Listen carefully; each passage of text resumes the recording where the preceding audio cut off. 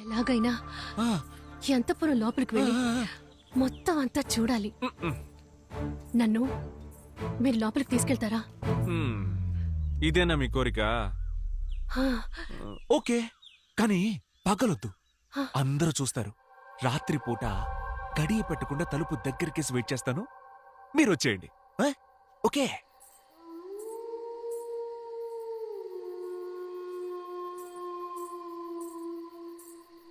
ఇంకా రాలేదేంటి? ఆ! Hi, come come come come.